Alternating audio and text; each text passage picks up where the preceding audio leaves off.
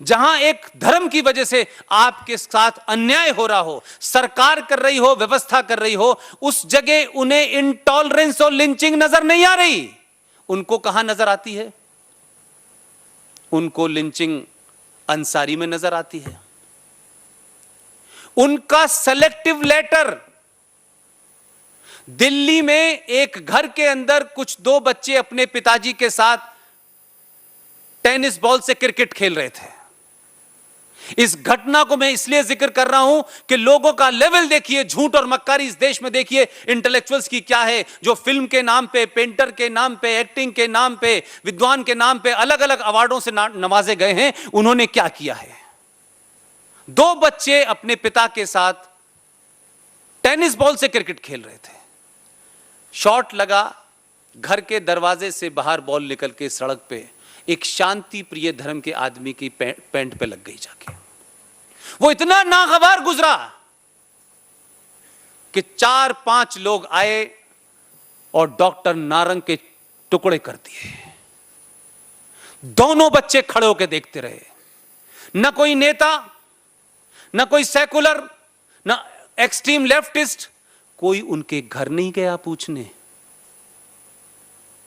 एक लड़का जो म्यूजिक बजाता था, जिसका कोई पॉलिटिकल एलिनेशन नहीं था, उसको इश्क हो गया एक मुसलमान लड़की से, और मुसलमान लड़की उसके अफेयर में she was so deeply involve कि उसने अपने मां बाप के सामने कहा कि मैं अंकित सक्सेना से प्यार करती हूं, उसे शादी करने के लिए जा रही हूं। बहादुर लड़की थी वो। लड़की अपने घर से डेस्टिनेशन तक जब तक पहुंचती, उसके बाप ने और उसके बेटों ने अंकित सक्सेना को दिल्ली के बीच में मर्डर कर दिया, खुलेआम। और ये नई दिल्ली की बात है, ये किसी गली कूचे की बात नहीं है, ये बिहार की किसी गली या उत्तर प्रदेश की बात नहीं है जिसे लोग झूठ कह के मतला दें। और आखिरी घटना है अभी, एक बुजुर्ग बाप